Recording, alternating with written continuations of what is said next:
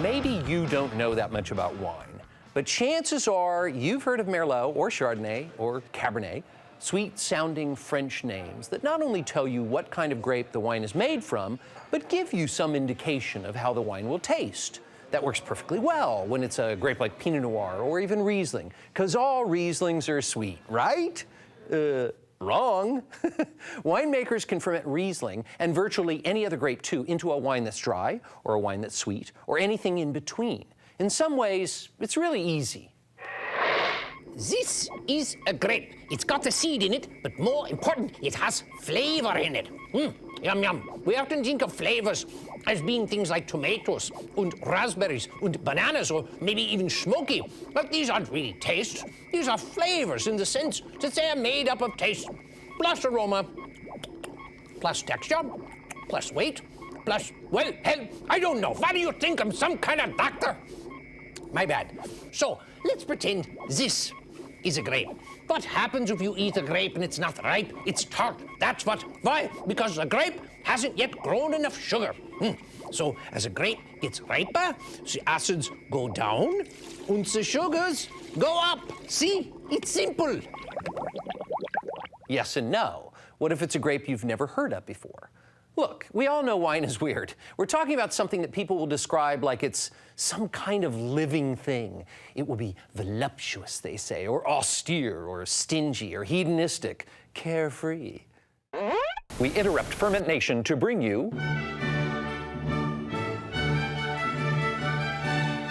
Hello, I'm Henry Passy Dovetongue, and you're not. I'm tasting a wine that is immensely fruity, but also earthy, perhaps a bit animal. Floral notes, red, purple, even green flowers, though they do not exist in nature. Yet my mind conjures them because of this wine. It's red, dark, staining, soiling my teeth pleasantly. In fact, I think we shall throw these glasses away when we're done with this wine. Yet I find notes of red apple. Methinks it is a white wine. Or is it red? Is it white? Is it a cross-dresser? In short, this wine is hermaphroditic, if not truly weird. Norton is weird. Describing it is weird, but then describing any wine is weird. Now, here's the deal. Norton is a grape that comes from Virginia. It used to be called the Virginia seedling, but it's been in Missouri for more than a century, and it seems even more at home here, happy to deal with that sharp, sucking sound from the hot, humid summer sun. Hear what I'm saying? Now, most people call it Norton. Norton. But you go south of Highway 70, at least that's what some people say, and you call the same grape Cynthiana. Cynthiana? What the hell? That sounds like a girl. Well, here's the deal.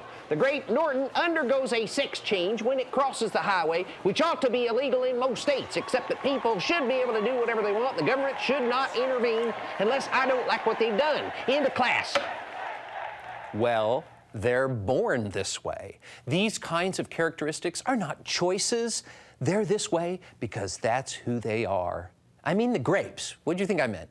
Each grape has a right to be whatever it's going to be. Riesling is going to be floral and light and fruity, and Zinfandel is going to be spicy and powerful and peppery and kind of weird. And then there's Norton. I'm Norton. Make me into wine. Well, Norton, I need to add some yeast to you.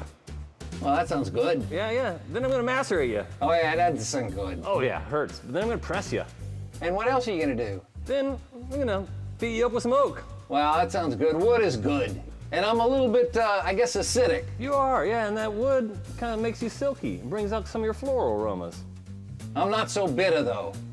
No, Norton's not bitter. Floral, yummy. So what kind of Norton am I gonna be when you're done? Man, you're gonna be kind of medium-bodied, a lot of fruit. That sounds good. That sounds like me. I'm Norton. Make me into wine. Well, at Holyfield, we call you Cynthiana. Really? Well, okay. I'm Cynthiana. Oh, Make excellent. me into wine. And we're gonna pick you, and we're gonna bring you to the cellar and crush you up real good, make you into some must. And we're gonna put you in a tank, and we're gonna put some yeast on you so you can eat. And then we're gonna punch you down every single day. Oh, punch me down. That sounds rough. Well, you know, you need punched down sometimes. I'm delicate. I'm No, Cynthiana. Cynthiana's never delicate. Oh, you got that right. Well, then we're gonna press you off and just take your juice and we're gonna put you in a barrel. That sounds great. That sounds great. I'm Norton. Make me into wine. I don't know about wine, but we'll make you into some port. How come You're port? Getting kind of small and kind of dried up there, so Kind of like raisins? kind of like raisins. I got raisins. A little bit of raisiny character in with the port, get some nice concentration of sugars, and you get this nice sweet characteristic. Oh, to it. I'm sweet, all right. Well, That's then, for then sure. we'll load you up with a little bit of high proof, Oh, I like that a little part. sweet, a little high proof. Like and- vodka made from grapes. Exactly. And then we'll put that all together, and then we're going to stuff you in that little barrel there. That little guy? That little barrel right through there. That's gonna hurt. Exactly.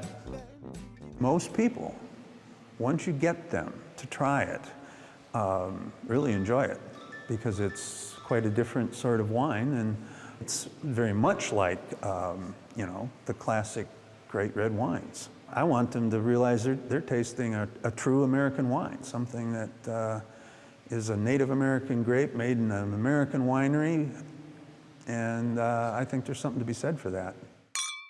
With new grapes and our winemakers expanding skills with existing grapes, wines like Norton are better than they've ever been. And these new grapes may be even cooler. But what you choose to drink, well, that's up to you to decide. Drink!